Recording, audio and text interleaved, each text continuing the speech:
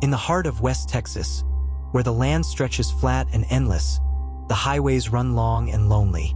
These roads, bathed in darkness once the sun sets, hold an unsettling silence. For locals, that silence is part of life.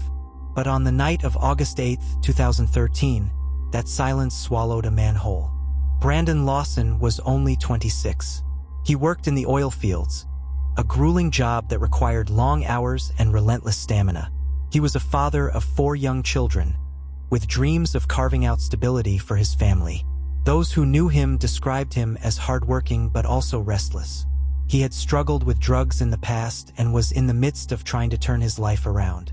Like so many young men in small-town Texas, he straddled the line between responsibility and reckless impulses.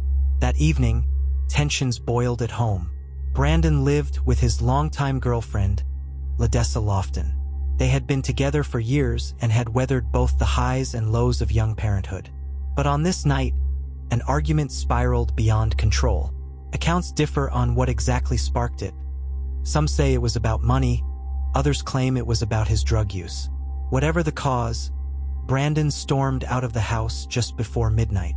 At 11:54 p.m., he climbed into his truck and sped away. It was an impulsive decision, fueled by anger and frustration. He left Ladessa behind, alone in the house with their children.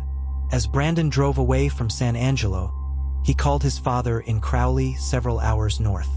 His words were abrupt. He was coming over. For his father, the call was unexpected but not unusual. Brandon had a habit of reaching out when emotions ran high. Still, the distance between San Angelo and Crowley was significant, about 3 hours of empty Texas roads stretching ahead of him. The highways he traveled that night were unforgiving. U.S. Highway 277, in particular, cut through desolate landscapes of brush, dirt, and distant mesquite trees. Towns were scattered, gas stations sparse. It was the kind of road where drivers sometimes went an hour without passing another car. For a man leaving home in the heat of an argument, it wasn't the safest stretch of pavement to find himself on after midnight. Around 12:30 a.m., less than an hour into his drive, Brandon's night took a drastic turn. His truck sputtered and rolled to a stop along Highway 277 near the small town of Bronte. He had run out of gas. The highway at that hour was cloaked in stillness. A passing car every so often, the occasional hum of insects in the distance, but otherwise silence. For Brandon, stranded on the roadside, it was the beginning of a spiral that no one could have predicted. Shortly after his truck gave out, he called his younger brother, Kyle Lawson. The two were close, often leaning on each other when life got heavy. Brandon told Kyle he was out of gas and needed help. Kyle, wanting to support his brother, agreed to bring fuel. But in his voice, Brandon sounded rattled. Not just frustrated, but unsettled. It wasn't simply the inconvenience of being stranded. There was a nervous edge to his words that Kyle would later recall. Back in San Angelo, Ladessa received a brief call from Brandon as well. Their earlier argument lingered, sharp and unresolved. She told him to cool off for the night. Frustrated and unwilling to continue the back and forth, she turned off her phone and went to bed. By doing so, she unknowingly cut herself off from the frantic hours that were about to unfold. Meanwhile, Brandon was left alone on the roadside, a truck without fuel sitting under the vast Texas night. He wasn't completely isolated. Headlights of passing vehicles occasionally streaked by in the distance. But for the most part, it was Brandon against the emptiness. Kyle set out to meet him, bringing along his wife and their baby. He wasn't expecting trouble. He thought it was just a late-night roadside inconvenience. But the next hour would turn the situation into something far more chilling. Before Kyle could arrive, Brandon's anxiety appeared to spike. He placed a call that would later become the center of this mystery, a call to 911. And in a moment, we will talk about that 911 call. But what matters for now in the opening act of Brandon Lawson's story is this. A young father, restless from a fight, drives off into the Texas night. He leaves behind a partner still angry, for children asleep in their beds, and a family accustomed to his unpredictability. His truck runs out of gas on a deserted highway, and he reaches out for help. On the surface, it seems like a story we've heard before. A man runs into car trouble in the middle of the night. His family comes to help. The inconvenience resolves, and life moves forward. But not this time. By leaving his home that night, Brandon Lawson unknowingly stepped into a chain of events that would leave his family searching for answers for nearly a decade. The stillness of that Texas highway became more than just silence. It became a void, one that swallowed him whole. You're watching Trace of Evil, where we reveal true crimes, unsolved disappearances, and mysteries surrounding crime. Like and subscribe to watch more episodes from our channel. Let's get back into the story of Brandon Lawson. The silence of the Texas plains was broken at 12:50 a.m. when Brandon Lawson dialed 911.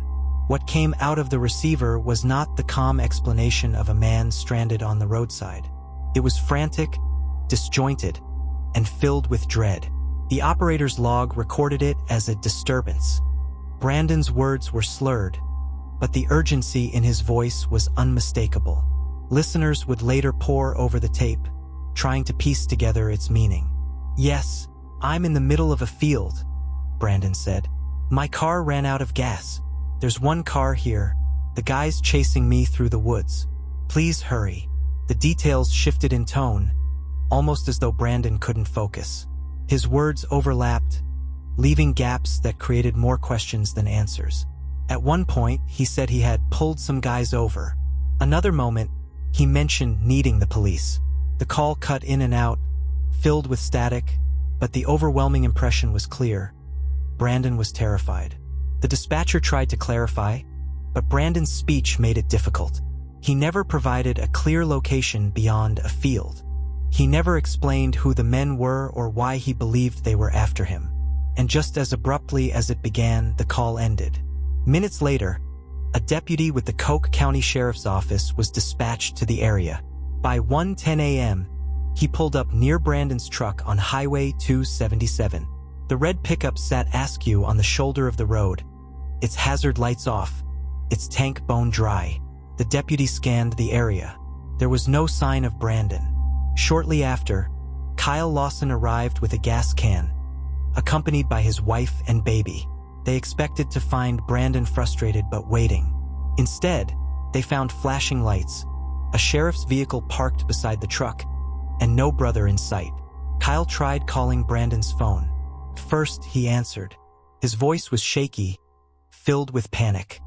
He told Kyle he was bleeding and that he was 10 minutes up the road. He mentioned running into the woods to avoid the people chasing him. The line crackled, then dropped.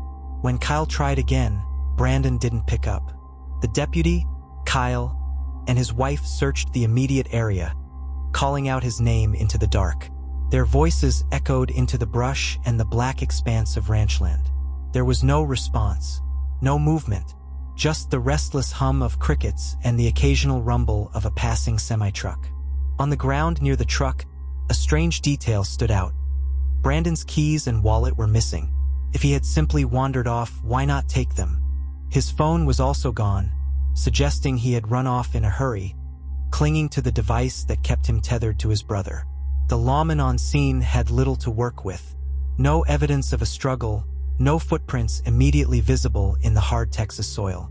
To him, it looked like a simple case of a man leaving his vehicle behind.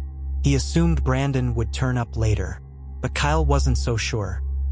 His brother's voice had been raw with fear, far beyond what he would expect from someone inconvenienced by car trouble.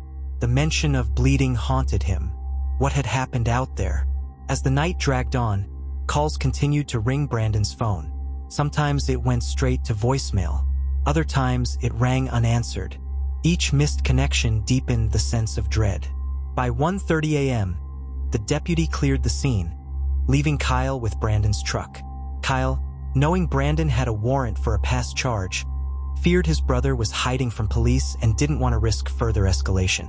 He decided to return home, expecting Brandon might resurface later. It would be a decision that haunted him for years. The last confirmed contact anyone had with Brandon was that frantic 911 call. Beyond it, everything fell into shadows. The next morning, the sun rose over Highway 277, casting light on the red pickup still sitting abandoned by the roadside. Drivers passed it, unaware that its owner had seemingly vanished into thin air just hours before. For Ledessa, who woke to find multiple missed calls, the nightmare began to sink in. She hadn't realized that while she slept, Brandon had been desperately trying to reach her. One of his calls had been routed to her voicemail around 1:18 a.m. His voice hurried, hard to make out, but filled with desperation.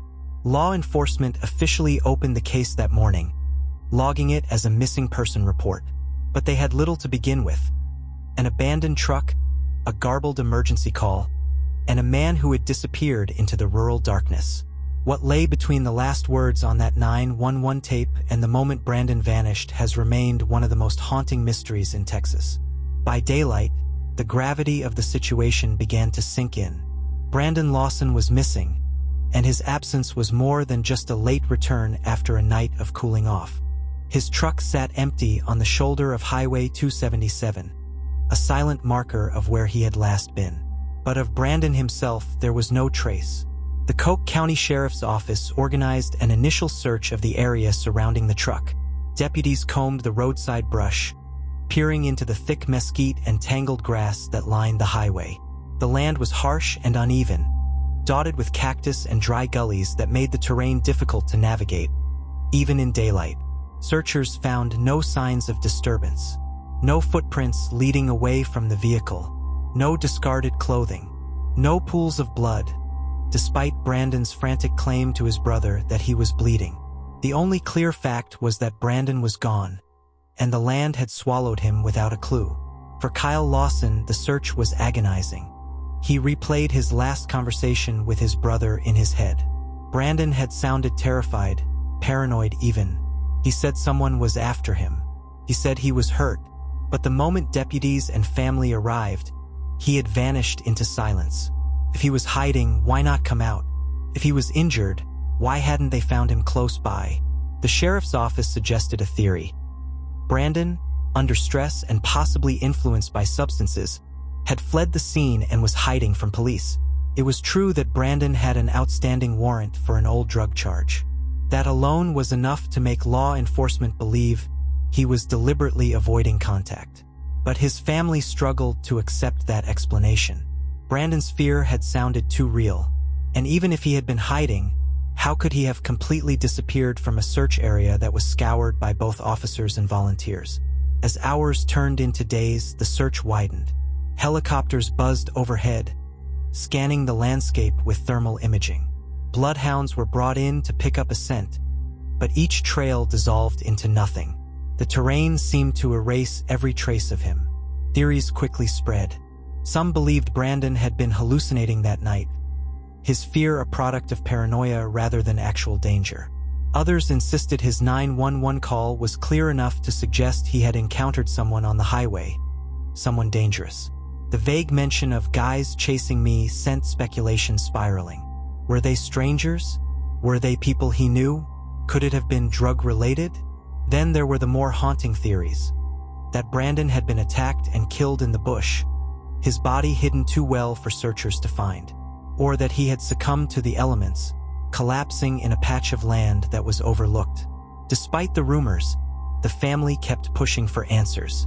Ledessa, still reeling from their fight that night, became the center of media attention. She gave interviews pleading for information.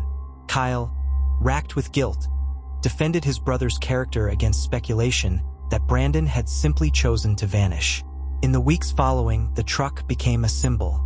Abandoned on the highway shoulder, it was photographed by passing drivers and reported in news stories.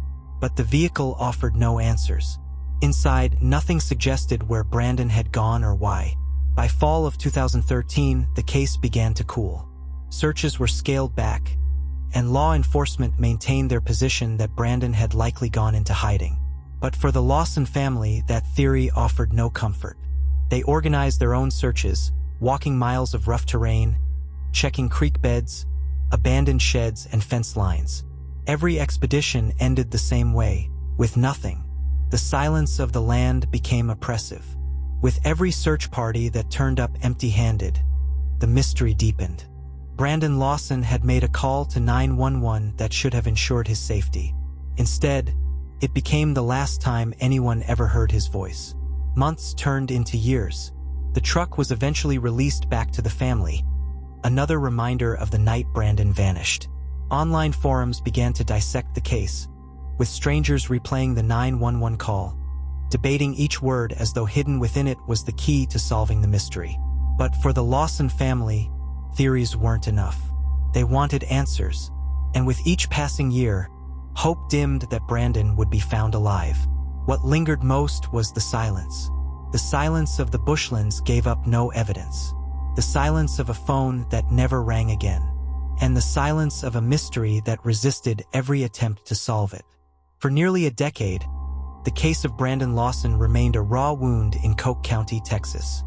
His family carried the burden of not knowing, of replaying his final words again and again. The haunting 911 call became the centerpiece of their pain. In it, Brandon's fear was unmistakable, but the truth behind that fear remained just out of reach. Over the years, the Lawson family refused to let the trail go cold. They organized fundraisers, printed missing posters, and launched search parties of their own. Strangers joined the cause, traveling from out of town to walk the harsh terrain where Brandon had last been seen. Cadaver dogs combed acres of brushland.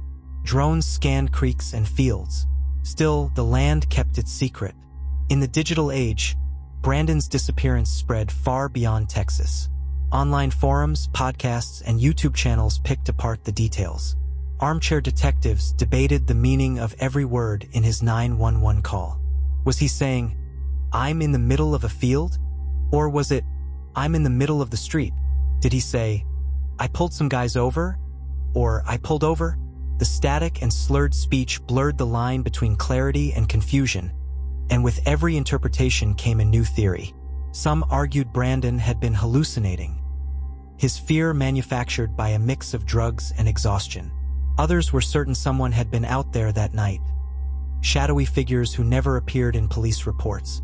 Then there were those who believed Brandon had run until his body gave out, hidden somewhere the searchers never thought to look. Through it all, the family lived in limbo. Without proof, every possibility remained alive. And for 8 long years, Brandon Lawson was both everywhere and nowhere. Then, in February of 2022, a breakthrough came. A search team organized by private citizens, with permission from the landowner, scoured an area not far from where Brandon's truck had been abandoned. The terrain was rough, marked by thick brush, thorny mesquite, and deep crevices where the ground dipped away. It was the kind of land that could easily conceal a body, even just a few hundred yards from the roadside. This time, the searchers found what law enforcement had missed. Scattered remains, bones that had endured nearly a decade of exposure to the Texas sun and storms. Nearby lay items that once belonged to Brandon Lawson. The remains were sent for testing. Weeks later, DNA confirmed what the family already feared. After 9 years of searching, Brandon Lawson had been found. For his loved ones, the discovery brought a measure of closure, but not peace. Finding his body answered one question: where is Brandon? But left countless others unresolved. How did he die? Why had he run? Who, if anyone, was chasing him that night? Law enforcement maintained there was no evidence of foul play. To them, it appeared Brandon had fled into the brush, disoriented, and succumbed to the elements. But the Lawson family struggled with that explanation. It didn't fit with the fear in his voice during that 911 call. It didn't explain his insistence that someone was after him. Even with the case closed on paper, the mystery endures. Theories continue to circle that Brandon, already exhausted and possibly under the influence, became lost and disoriented in the unforgiving terrain. That paranoia, real or drug-induced, drove him into the brush where he collapsed alone. Or that something darker really did happen on Highway 277 that night, something that will never be proven. Nearly 10 years later, what remains is the eerie power of that final phone call. A man in distress, claiming to be chased, pleading for help. Then silence. For investigators, it's a puzzle with missing pieces. For his family, it's a recording that keeps them awake at night, haunted by the words they can't fully decipher. Brandon Lawson's story is a reminder of how thin the line can be between safety and disappearance. One argument, one late-night drive, one abandoned truck on a Texas highway. It doesn't take much for a life to slip into mystery. The land along Highway 277 looks the same as it did in 2013, empty, flat, endless. To most drivers, it's just another stretch of road to speed through on the way to somewhere else. But for those who know the story, it's more than just asphalt and brush. It's the place where Brandon Lawson vanished, and where even answers cannot silence the questions that linger in the dark.